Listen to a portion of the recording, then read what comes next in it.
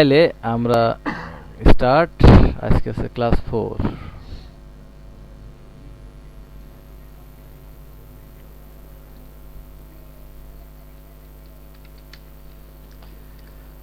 Class 4 আমরা এখান থেকে একটু কম যাতে লেখা লাগে, মিনিমাম এই ফাইলটা আমরা কপি করে নিয়ে আসি। এইটা সিএসএস, এটা আমাদের কম লাগবে এখানে।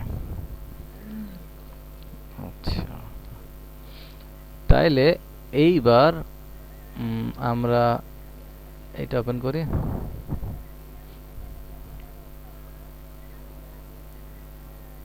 এটা ওপেন করব ফায়ারফক্স। ফায়ারফক্স কি ওপেন করা আছে?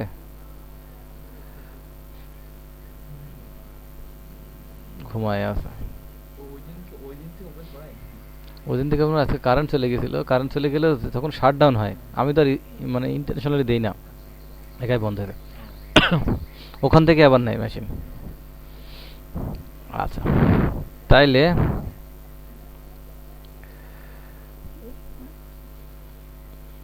নিচে এভাবে নিনি।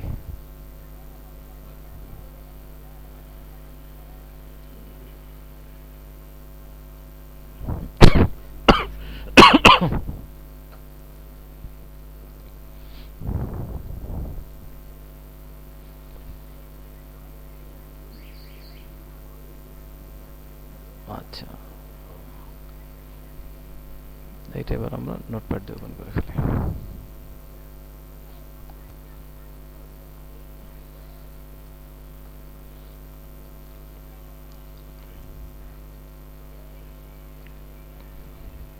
আসলো এইমাত্র।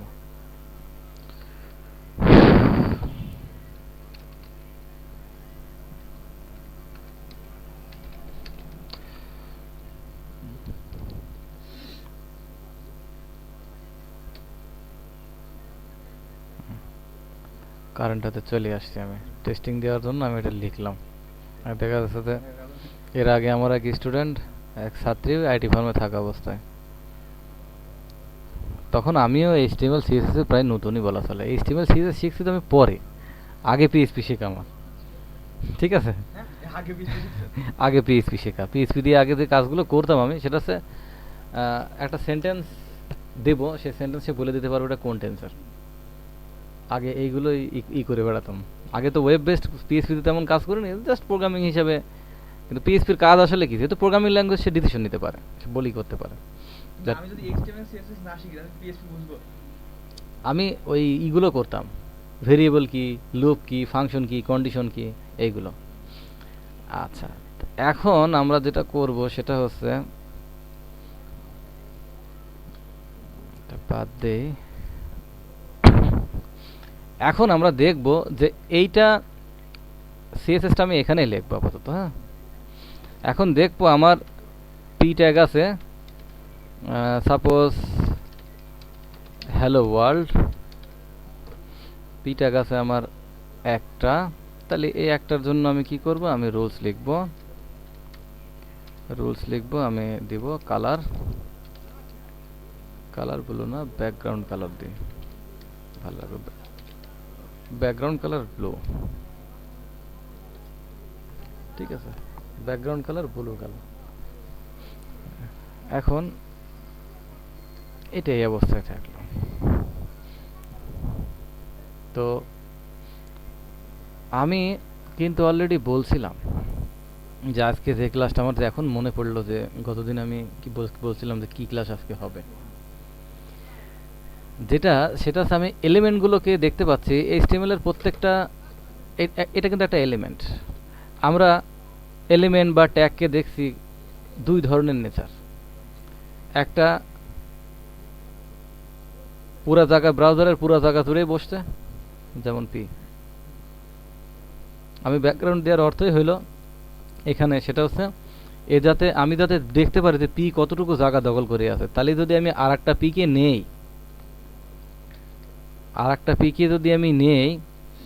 তাইলে সে তো পাশাপাশি বসার কথা ছিল, কারণ হ্যালো ওয়ার্ল্ড লেখাটা কিন্তু খুব বেশি বড় না। তাহলে এভাবে যদি নেচার হয়, তাহলে আমার ওয়েব ডিজাইন কিভাবে হবে? ক্লিয়ার? তাহলে এর নেচারটা হচ্ছে ব্লক টাইপ। কি ব্লক? ব্লক টাইপ যে এলিমেন্টগুলো বা ট্যাগগুলো থাকে তারা পাশাপাশি কাউকে বসতে দেয় না, কারণ সে ব্রাউজারের সমস্ত জায়গাটায়, তার মানে তার যে উইথ, ডিফল্ট যে উইথ, এটা ব্রাউজারের পুরো জায়গা জুড়ে থাকে। ক্লিয়ার? এখন কথা হচ্ছে যে এইটাতে এইটাতে যেটা আমরা আবার লিখতে যাচ্ছি এখন, সেটা হচ্ছে এখানে না, লিখবো এখানে। যেমন আমি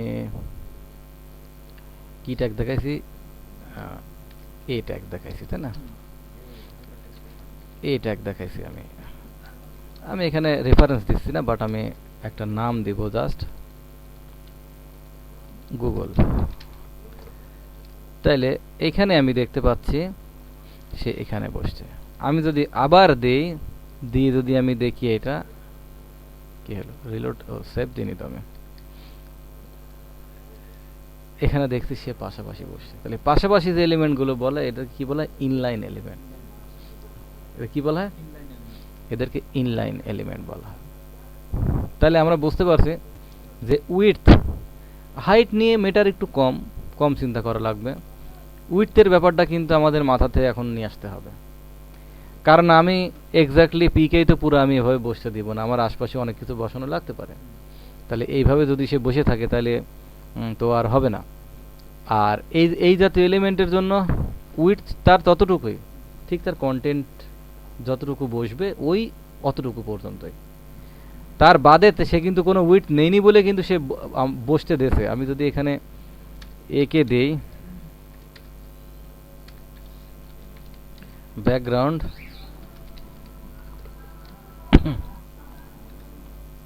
ক্লিয়ার ব্যাপারটা? সে জাস্ট এতটুকুই নিছে, কিন্তু ব্যাকগ্রাউন্ড না দিলে বোঝা যায় না আসলে, কিন্তু সে কিন্তু এতটুকু নিছে। দুইটার জন্য পাশাপাশি বসতে দিতে, এই জন্য সে এখন যত দূর দেবো ব্রাউজারের উইডথ না শেষ হওয়া পর্যন্ত সে ততগুলোই নিতে থাকবে। কিন্তু হ্যাঁ, ব্রাউজারের উইডথ শেষ হবে তারপরে সে কিন্তু আবার নিচে নামাবে, কিন্তু সে ইন্টেনশনালি কখনো নিচে নামাবে না। কিন্তু ব্লক টাইপ এলিমেন্টের কাজই হচ্ছে সে পুরো জায়গা দখল করে। এই যে এখনো আরেকটা যাবে, একটা যাবে কি আর এদিকে চলে আসবে, জায়গা না পাইলে আবার সে রিটার্ন করবে আর একটা রোদ নিয়ে ই করবে। আর জায়গা পায়নি, এর সাইজটা নিয়ে অনুযায়ী জায়গা পায়নি। এখন ব্রাউজার যদি বড় করে আরও যাবে। ক্লিয়ার ব্যাপারটা? এখন আমরা ইনলাইন এলিমেন্ট আর ব্লক এলিমেন্ট কিন্তু চিনলাম। তো ইনলাইন এলিমেন্ট আর ব্লক এলিমেন্ট, তাহলে আমাদের কখনো মনে হতে পারে, প্রয়োজন হতে পারে, ইনলাইন এলিমেন্ট ব্লক টাইপ এলিমেন্টকে আমাদের কি করা লাগবে? ব্লক টাইপ এলিমেন্টকে আমাদের উইডথ দিয়ে ছোট করা লাগবে। তো আমরা এখন ব্লক টাইপ এলিমেন্টের সাথে কি করব? আগে বলি ইনলাইন টাইপ এলিমেন্ট এরা কিন্তু উইডথ নেয় না, কারণ এদের উইডথ নেওয়ার প্রয়োজন নেই, আছে কি? হ্যাঁ, উইডথ কিন্তু নেয় শুধু ব্লক টাইপ এলিমেন্ট। ঠিক আছে, আমরা এরপরে দেখবো ইনলাইন এলিমেন্টকে আমরা কি দেবো? উইডথ দেবো, যাতে লেখাটা সুন্দর লাগে দেখতে। এটা একটা কেমন লাগছে দেখতে, এটাকেও দেবো, কিন্তু একটা আমরা প্রপার্টি ভ্যালু ইউজ করব, সেটা আমরা দেখবো, আজকে দেখবো। তো আমরা তাহলে এখানে তাহলে কি করি? এখানে আমরা উইডথ ইউজ করি। উইডথ ইউজ করে যেটা কাজ করব সেটা হচ্ছে আমি দিয়ে দিলাম 200 পিক্সেল। হাইটের এখানে কোনো মেটার না, কন্টেন্টের যে হাইট সেই অনুযায়ী হবে। তাহলে আমি দেখতে পাচ্ছি আমি 200 না 100 দিলে আমার মনে হয়ে যাওয়ার কথা। তাহলে চলে আসলো। এখন আমার মনে হচ্ছে এই পিটাকে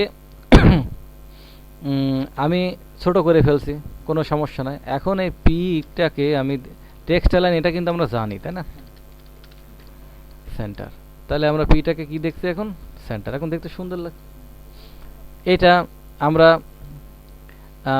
আরও কিছু জিনিস দিতে পারি, কিন্তু এখন বলছি না, এখন এই জিনিসটাই ফোকাস করছি। সেটা হচ্ছে যে এখন আমরা যদি আমি ব্যাকগ্রাউন্ড থাক, দরকার আছে ব্যাকগ্রাউন্ড, টেক্সট লাইন দরকার নেই, তো আগের স্টেটে ফেরত যাবে।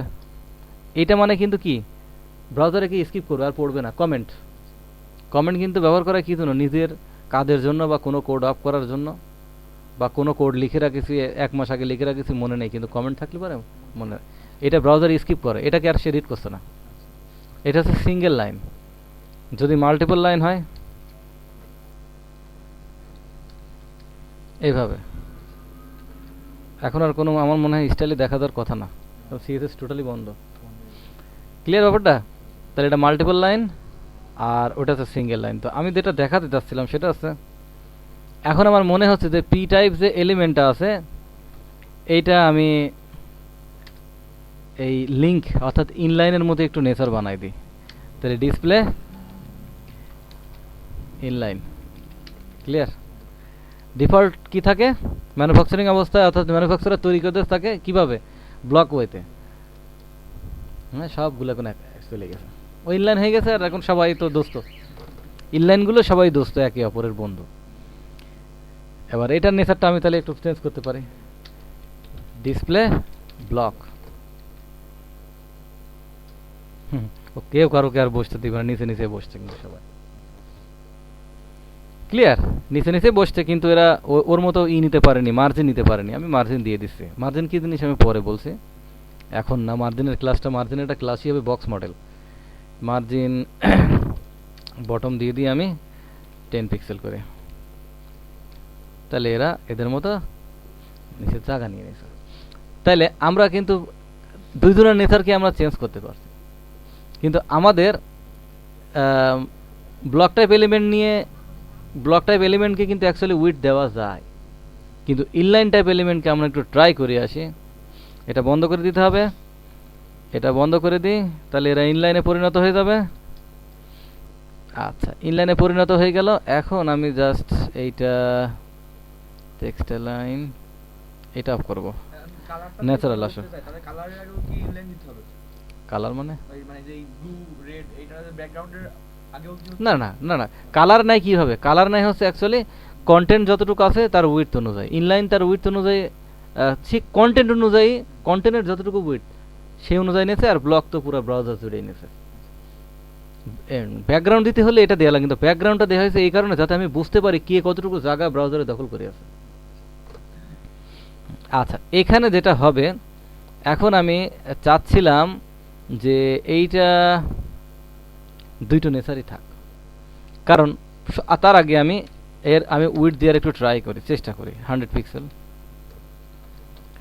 আমি আগেই বলি স্টাইল কিন্তু সব দেখা যায় না। হ্যাঁ, অনেক কিছু দেখা যায় না, উপলব্ধি করতে হয় যে কেন হচ্ছে না। এটা ইনলাইন টাইপ, তাই এর উইডথের প্রয়োজন হয় না, বাই ডিফল্ট উইডথ নিবে না। তাহলে একে আমার উইডথ দেওয়ার প্রয়োজন হতে পারে। তখন কি করব?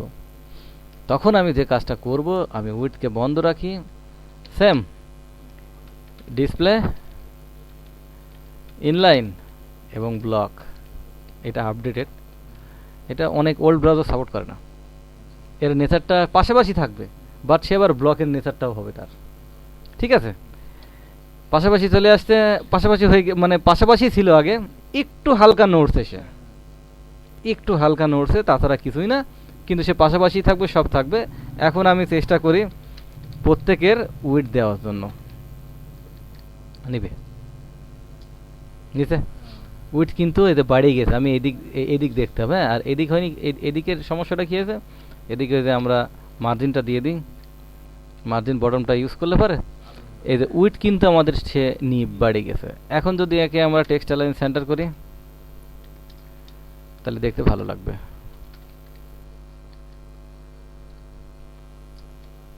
ক্লিয়ার? এগুলো দরকার হবে মেনুর ক্ষেত্রে। যখন আমরা মেনু বানাবো তখন যে কোনো টাইপের এলিমেন্ট হতে পারে, কিন্তু তাকে তো নিয়ন্ত্রণ করতে হবে।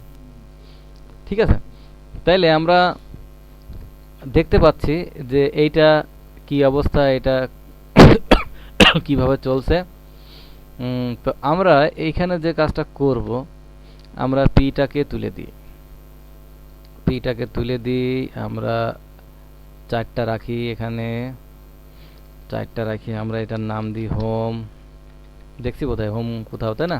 Home, about, contact, menu, about, contact, তারপরে ব্লক। তাহলে আমরা কিন্তু দেখতে পাচ্ছি যে এইভাবে কাজ করা যায়। তাহলে আমি যখন হোমে ক্লিক করব, এটা কিন্তু সে ক্লিক করে কোথায় যাবে, আমি যদি এখানে বলি যে এখানে home.html, ক্লিয়ার? আমি সিঙ্গেল এই লোকাল কিভাবে লিঙ্ক কানেকশন করাতে হয়, কিভাবে ফাইল নেমটা দিতে হয়, তাই না? এখন আমি এটা কি দেব, আমি এটা অ্যাবাউট দেব, এগুলো কিন্তু এখনো তৈরি করা হয়নি, তৈরি করতে হবে মানে কন্টাক্ট ডট এইচটিএমএল, আর এটা কি হবে ব্লক ডট এইচটিএমএল। ঠিক আছে, এখন আমরা এই ফাইলগুলো সব তৈরি করব। আমরা এর নাম দেব কন্টাক্ট এইচটিএমএল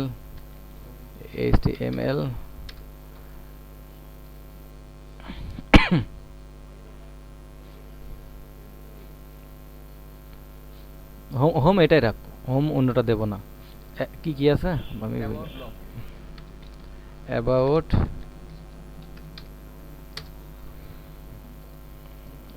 তারপরে ব্লক,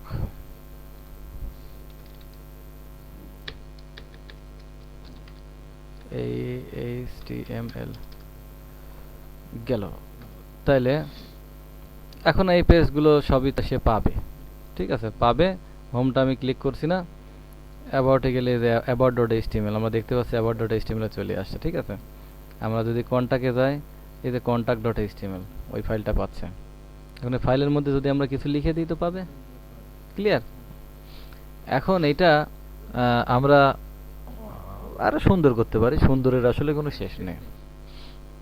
বেশি সুন্দর করতে গেলে ক্লাসটা কমপ্লেক্স হয়ে যাবে এখন।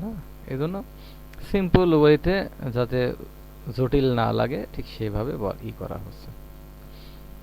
তো আমি এখানে মেনু, আরো সুন্দর মেনু তৈরি করা হবে পরে, যখন এই বক্স মডেল আরো বেশ কিছু জিনিস আছে ওইগুলো যখন কনসেপ্টগুলো দেওয়া হবে তখন।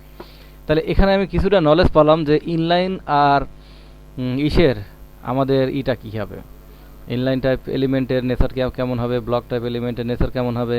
ইনলাইনকে ব্লক বানাতে পারি, ব্লক ইনলাইন বানাতে পারি। আবার কখনো ইনলাইন টাইপ এলিমেন্ট যেহেতু বাই ডিফল্ট মানে কি এইচটিএমএল যারা তৈরি করছে তারা ইনলাইনকে উইডথ দিতে দেয়নি, তো আমরা ইনলাইনকে উইডথ দিতে পারি কিভাবে, ডিসপ্লে ইনলাইন ব্লক দিয়ে। তো এখানে আমরা কি করতে পারি, এখানে আমরা ফন্ট সাইজ আমরা একটু বাড়াই দিলাম, দেখি কি হয়। ফন্ট সাইজ বাড়ি গেছে। এটা আমরা কালারটা থাকে আছে বাই ডিফল্ট ব্লু কালার, লিংকের কালার। ঠিক আছে, এটা আমরা হোয়াইট করলাম, লেখার কালারটা কি হবে হোয়াইট হয়ে গেছে। এখন আমরা এটা তুলে দেব, বাদ দিয়ে দেব ওই কি বলে আন্ডারলাইনটা। এটা হচ্ছে টেক্সট ডেকোরেশন। এগুলো লেখার অর্থ হচ্ছে আমার যে এগুলো যাতে তুমি একটু ইজি হতে পারো, মুখস্থ হয়ে যায়। তো টেক্সট ডেকোরেশন কি নান, টেক্সট ডেকোরেশন নান উঠছে। এখন কথা হচ্ছে যে এইটা আমি এই যে একটা লিংকের অনেকগুলো স্টেট আছে, 4টা স্টেট আছে। সেটা হচ্ছে ভিজিটেড, তারপরে লিংক, ঠিক আছে, তারপরে হোভার, এগুলো আছে। এগুলো আমরা দেখবো একটা সময় অ্যাডভান্স ক্লাসগুলোতে। হোভার, হ্যাঁ হোভারটা আমরা এখন দেখবো যে হোভারের চেহারাটা কেমন হয়। তো হোভারের চেহারাটা কেমন হবে এটা যদি আমি দেখতে চাই এখন, সেটা হচ্ছে ভালো লাগবে এটা দেখলে। ব্যাকগ্রাউন্ড আমরা দেবো ব্লু, রিলোড দেই। ক্লিয়ার? হোভার মানে হচ্ছে ভাসিয়ে বেড়ানো, হোভারিং করা। এটা আমরা প্রত্যেকটা দেখতে পাচ্ছি, কিন্তু আমরা এখানে কাজ হচ্ছে। ঠিক আছে, তাইলে আমরা লিংকের স্টেটটা দেখলাম, লিংকের সিম্পল স্টেট এবং লিংকের হোভার স্টেটটা আমরা দেখলাম। তো আমরা এইভাবে কিন্তু আসলে করতে পারি। এর আবার অনেকগুলো সিস্টেম, যখন অ্যানিমেশন আসবে, ট্রানজিশন আসবে, এটা আমরা যেটা শিখি সেটা CSS2।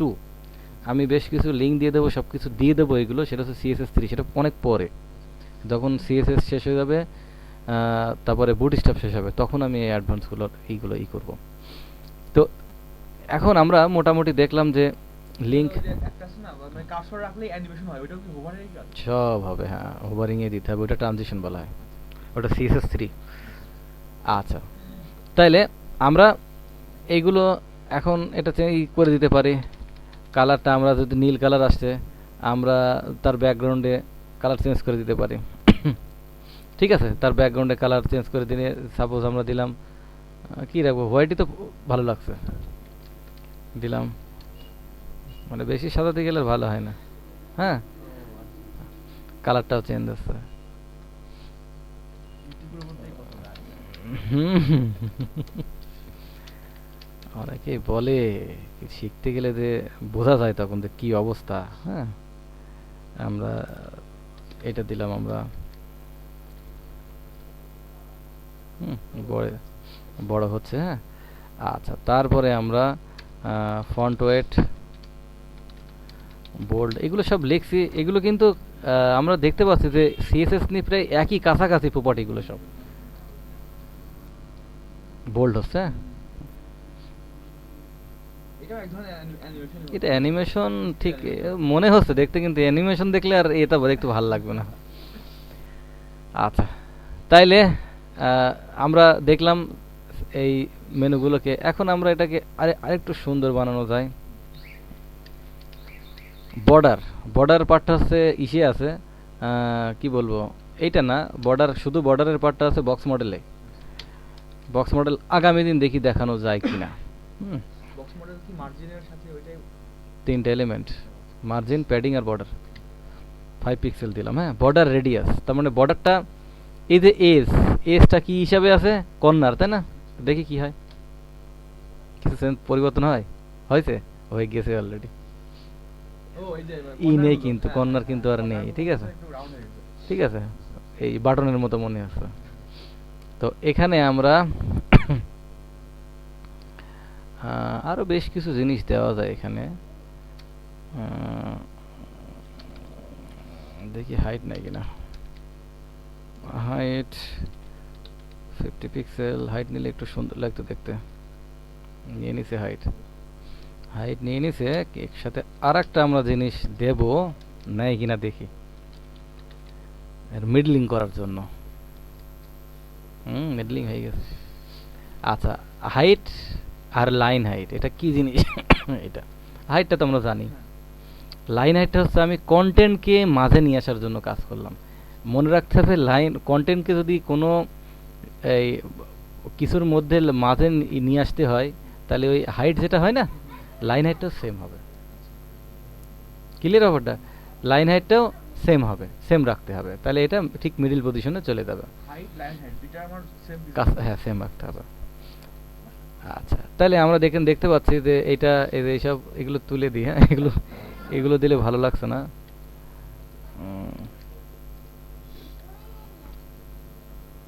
হুম, এগুলো এখন কিন্তু দেখতে সুন্দর লাগছে এগুলো দেখতে। তাহলে আমরা ছোটখাটো একটা মেনু বানাই ফেললাম। এখন এই মেনুতে আমরা ক্লিক করলে পরে যদি পেজগুলো রেডি থাকে, তো পেজগুলো কি হবে, পেজগুলো চলে যাবে।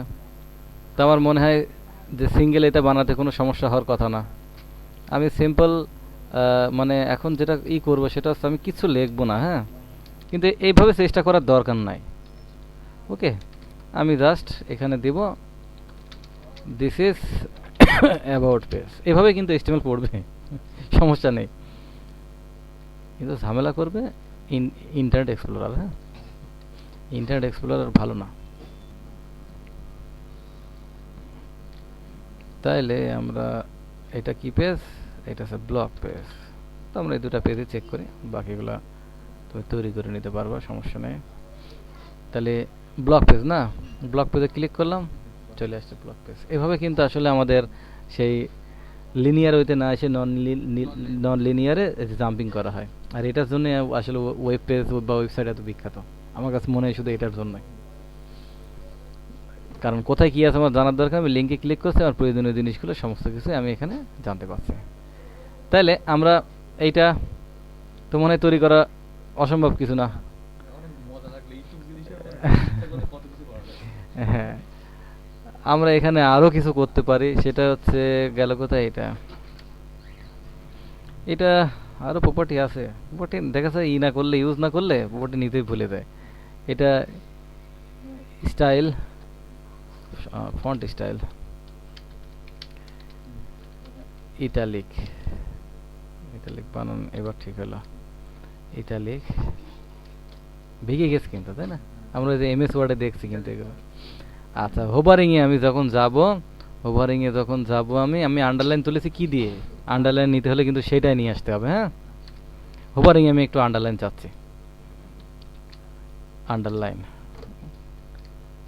তাইলে আসছে আন্ডারলাইন, আন্ডারলাইন আসছে। তাহলে আমরা এইভাবে কিন্তু যা ইচ্ছা আমরা তাই বানাতে পারবো ইজিলি। ইজিলি না, আসলে এগুলো মনে রাখতে হবে, এগুলো মনে রাখলে এগুলো ইজি হবে। তো ওকে, এতটুকুই থাক।